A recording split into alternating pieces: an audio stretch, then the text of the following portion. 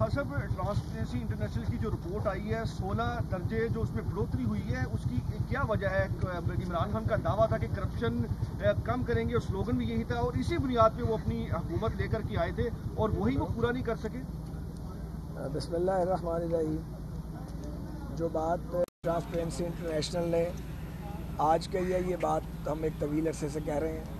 लोग जानते हैं कि इमरान खान की हुकूमत आने के बाद पाकिस्तान में करप्शन रेट बड़ी तेज़ी से बढ़ा है, और करप्शन हर सतह पे है। ये नहीं कि निचली सतह पे है, बल्कि आला सतह पे करप्शन में ज़्यादा इजाफा हुआ है। अकरबा गई है, अपने लोगों को नवाजा गया है। ख़ास तौर पे जो पीटीआई के डोनर्स थे या सपोर्टर्स थे, उनको बहुत बुरी तरह नवाजा गया। तो अब तो ये जो करप्शन मंत्रा था, ये पहले ही पिट चुका था। अब बहुत बुरी तरह एक्सपोज हुई है ये हुकूमत, और दूसरों को चोर कहने वाले दरअसल खुद चोर निकले। अच्छा खान साहब, लाहौर की जो सूरत हाल है, कराची में जिस तरह दहशत गर्दी थी, यहाँ पर बहुत ज़्यादा ऐसी वारदातें बढ़ गई हैं। हालिया जो वाक़या अनारकली का हुआ, लेकिन राहज़नी की वारदातें बहुत ज़्यादा बढ़ गई हैं। और कल हमजा साहब कह रहे थे कि 30% जो कैमरे हैं सेफ सिटी के, वो बहुत बड़ा प्रोजेक्ट था जो मियाँ शहबाज शरीफ का 30% कैमरे चल नहीं रहे। तो इसकी आप बुनियादी वजह क्या गर्दानते हैं? देखिए, बुनियादी बात यह है कि एक ऐसी सूरत हाल बन गई है जैसे अदारों का और डिपार्टमेंट्स का कोई वाली वारिस ही नहीं है। कोई पूछने वाला ही नहीं है, कोई पीछा करने वाला नहीं है। हुकूमत नाम की कोई चीज़ तो नज़र नहीं आती। तो जो इंफ्रास्ट्रक्चर हम बना गए थे, इन्होंने उसमें इजाफा तो खैर क्या करना था, ये उसे मेंटेन ही नहीं कर सके, और हर चीज़ टूट फूट का शिकार है। और जहाँ तक स्ट्रीट क्राइम में इजाफे का ताल्लुक है, तो वो बराह रास्त उसका ताल्लुक महंगाई और बेरोज़गारी के साथ है। जब महंगाई बढ़ेगी, बेरोज़गारी बढ़ेगी, भूख और गुर्बत बढ़ेगी, तो स्ट्रीट क्राइम बढ़ेगा। अगर ईवीएम का बहुत जिक्र है, मुसलसल कहा जा रहा है कि ईवीएम इस्तेमाल की जाएगी तमाम इंतखाबात में। अब जो इस्लामाबाद में बल्दियाती इंतखाबात होने जा रहे हैं, वहाँ पे वज़ारत साइंस ने ईवीएम मुहैया करने से माजरत कर दी है, क्या कहेंगे? देखिए, बात यह है कि ईवीएम हमने कहा है डे लाइट रॉबरी का अगला प्रोग्राम है, और अगला इलेक्शन लूटने का मंसूबा है पीटीआई का। इसे किसी सूरत कामयाब नहीं होने दिया जाएगा, और पाकिस्तान की तमाम अपोजिशन जमातें, छोटी बड़ी, रीजनल या नेशनल, वो इकट्ठी हैं या एक दूसरे से अलग हैं, उन सब का इस बात पर कंसेंसस है कि ईवीएम जो है उस पर इलेक्शन हम नहीं मानते। दुनिया के बड़े मुल्कों में तजुर्बा नाकाम हुआ है, और जो बड़ी जमहूरियतें हैं वो ईवीएम को यूज़ नहीं कर रही। तो इन्होंने कौन सी नई टेक्नोलॉजी निकाली है? दूसरी बात ये है कि आइनी जिम्मेदारी इलेक्शन कमीशन ऑफ पाकिस्तान की है कि वो इलेक्शन कराए। उन्होंने 37 ऑब्जेक्शंस किए हैं, गवर्नमेंट किसी एक एतराज़ का जवाब नहीं दे सकी।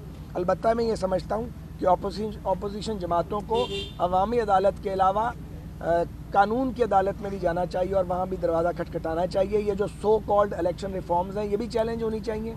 और जो नैब का 2nd और 3rd अमेंडमेंट का बिल है, जो कि नैब को टोटल कंट्रोल करने का प्लान है गवर्नमेंट का, कि हुकूमत जिसकी भी होगी, नैब जो है वो उसके इशारों पर चला करेगी, ये काबिल कबूल ही नहीं है। इसे भी चैलेंज किया जाना चाहिए, और मेरी इतला है कि इसे चैलेंज किया जाएगा। अच्छा ख्वाजा साहब, चौधरी सरवर साहब ने कहा कि नवाज शरीफ को वज़ीर-ए-आज़म मैंने बनवाया, इमरान खान को वज़ीर-ए-आज़म मैंने बनवाया, और शहबाज साहब मेरे इख्तलाफात साफ पानी की वजह से हुए थे।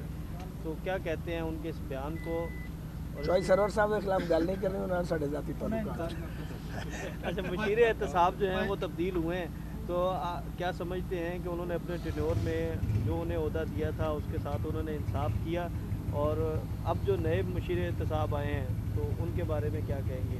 क्या देखिए, अगर एहतसाब शफाफ होता तो वो भी सबको नज़र आता। तो एहतसाब कोई नहीं था, ये महज इंतकाम था। वैसे पाकिस्तान में एहतसाब का नारा हर दौर में लगा ही इंतकाम लेने के लिए। तो ये बदतरीन सियासी इंतकाम था जो इमरान खान के दौरे हुकूमत में लिया गया है और लिया जा रहा है, जिसके नतीजे में हम यहाँ अदालतें भुगत रहे हैं। आप देखें ना, मेरे मुकदमे में सुप्रीम कोर्ट ऑफ पाकिस्तान के 2 मुअज़्ज़िज़ जज, सीनियर जज 85 सफ़े का फ़ैसला लिख चुके हैं। उसके बावजूद हम यहाँ पे पेशियाँ भुगत रहे हैं, आते हैं और लोगों को बुलाया जाता है, और सारा इसलिए कि ये एक इमरान खान साहब की सोच ये है कि उनके सारे मुखालिफ किसी तरह फना हो जाए। अब उनका अलमिया ये है कि वो इसमें बुरी तरह नाकाम रहे हैं, क्योंकि जब आप बदनीयती की बुनियाद पर कोई काम करेंगे तो उसमें नहुसत आएगी। इमरान खान साहब के हर काम में नहुसत पड़ती है, क्योंकि नीयत ठीक नहीं है। और दूसरी बात यह है कि वो लोगों को جو الزام لگاتے ہیں وہ ساری چیزیں ان کے اپنے اندر موجود ہیں. اب ایک ایک کر کے وہ چیزیں ایکسپوز ہو رہی ہیں, وہ سامنے آنا ہی تھا.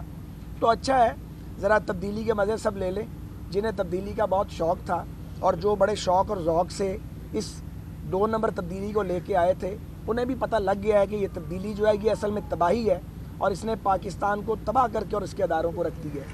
کوئی ایک چیز بھی ٹھیک نہیں ہے. اچھا, مسلسل پاکستان میں 3.5 سال سے بہت زیادہ مہنگائی ہے, اور حکومت کا جو سامنے کردار بھی ہے وہ بھی ہے. کیا اپوزیشن اس حوالے سے اپنے فرائض انجام دے سکی ہے, یا وہ اس طرح سے ڈیپینڈ کر سکی جو اسے کرنا چاہیے تھا؟ نہیں, میں اپوزیشن کے مؤثر کردار سے مطمئن نہیں ہوں. سیاسی حلقوں میں بڑی باز گشت ہے کہ لاہور کے میئر کے لیے خواجہ سعد رفیق بڑا بہترین کینڈیڈیٹ ہے. اگر آپ کو پارٹی نامزد کرتی ہے تو کیا آپ لاہور کے میئر کے لیے الیکشن لڑیں گے؟ میرا خیال ہے 15 مئی کی نوبت نہیں آئے گی, اس سے پہلے ہی کام ہو جائے گا. اچھا خالد صاحب, وزیر عمران خان کی جو حالیہ تقریر تھی اس میں انہوں نے پھر وہی تڑی لگائی جو کنٹینر پہ وہ لگاتے تھے کہ سب کو اندر کروں گا. پھر انہوں نے کہا کہ میں اب چھوڑوں گا نہیں اگر میں وزارت عظمیٰ پہ نہ رہا. تو آپ بتائیے گا کہ اب انہوں نے تڑی کس پہ لگائی ہے, چونکہ سارے تو جو ہے وہ جیلوں میں گئے ہیں, آپ سمیت اور کیسز بھی چل رہے ہیں, تو اب جو ہے وہ کس پہ انہوں نے جو ہے یہ بات کی ہے؟ میرا خیال ہے عمران صاحب کو اسمیل آ رہی ہے, جو کچھ انہوں نے کیا ہے, جو کچھ انہوں نے بویا اور ان کے ساتھیوں نے, وہ کاٹنے کا وقت ان کا آ گیا ہے. تو جب کاٹنے کا وقت آ جاتا ہے تو پھر آدمی اس طرح کی ویکی باتیں کرتا ہے. ان کا یہ خیال ہے کہ اگر وہ فارغ ہوئے تو لوگوں کا ہجوم ان کے ساتھ آئے گا, یا وہ پھر کنٹینر پہ چڑھیں گے اور پھر میڈیا کی ڈارلنگ بنیں گے, یا ان کو وہ سپورٹ کی جائے گی جس کے نتیجے میں میڈیا 350 لوگوں کے اجتماع کو 24 گھنٹے دکھائے گا. تو یہ موقع بار بار نہیں آتا, یہ جنت بار بار نہیں ملتی. وہ اپنی بس مس کر چکے ہیں, انہیں واپس ہی لوٹنا ہے, اور انہیں زمین پر ہی آنا ہے. آسمان سے ہر ایک کو زمین پہ آنا ہوتا ہے, ان کے بھی زمین پہ آنے کا وقت ہو گیا ہے. اب یہ دھمکیاں جو ہیں اس کا کوئی فائدہ نہیں ہے, اور اسی طرح جو وہ یہ چاہتے ہیں کہ پھر انتقام کا روڈ رولر چلے اور وہ اپنے مخالفین کو پھر بلڈوز کریں, اس میں بھی انہیں ناکامی ہوگی. اچھا خان صاحب, آخری سوال کا جواب دیجیے گا. مارچ ہونے جا رہا ہے, پیپلز پارٹی نے علیحدہ تحریک کا اعلان کیا ہوا تھا, پی ڈی ایم کا جو اجلاس ہوا تھا اس پہ کوئی میوچل انڈرسٹینڈنگ نہیں ہو سکی. تو کیا مارچ دبنگ ہونے جا رہا ہے, وہ مارچ سے کچھ حاصل بھی ہوگا؟ اصل جو مقاصد ہیں وہ کیا ہیں؟ ہر لانگ مارچ سے کچھ نہ کچھ نکلتا ہے, کوئی لانگ مارچ کبھی ضائع نہیں ہوتا. جب ججز بحالی تحریک چل رہی تھی تو پہلا لانگ مارچ جب کیا تھا تو ہم وہاں گئے تھے اور وہاں چند گھنٹے رک کے واپس آئے تھے, وہ بھی ضائع نہیں ہوا تھا, اور اس کے نتیجے میں دوسرا فیصلہ کن لانگ مارچ ہوا تھا. اس لیے میں یہ کہتا ہوں کہ, اور میں یہ سمجھتا ہوں کہ اپوزیشن کو اپنی سرگرمیوں میں اضافہ کرنا چاہیے اور سڑک کے اوپر اپنی ایکٹیویٹی کو بڑھانا چاہیے, کیونکہ لوگ حکومت سے سخت تنگ ہیں اس کی پالیسیوں سے. لیکن حقیقت یہ ہے کہ لوگ اپوزیشن کے بارے میں بھی کہتے ہیں کہ وہ افیکٹو اپوزیشن نہیں کر رہے ہیں. اب بھائی ہم تو جیلیں کاٹ آئے ہیں, جرم بے گناہی میں اپنے کاروبار بھی تباہ کروائے ہیں, لمبی لمبی جیلیں بھی کاٹی ہیں. تو میں یہ سمجھتا ہوں کہ پاکستان کی اپوزیشن پارٹیز کو زیادہ مؤثر کردار ادا کرنا چاہیے تاکہ نجات ملے لوگوں کو اس نحوست سے جو قوم پہ مسلط کی گئی ہے. اور میں یہ بھی کہنا چاہتا ہوں کہ جب یہ مرحلہ آئے تو ہم توقع کرتے ہیں کہ جو طاقتور حلقے ہیں اب وہ نیوٹرل رہیں گے اور ماضی کی طرح کوئی جانبدارانہ کردار ادا نہیں کریں گے. سبسکرائب کریں اور بیل دبائیں تاکہ کوئی خبر رہ نہ جائے.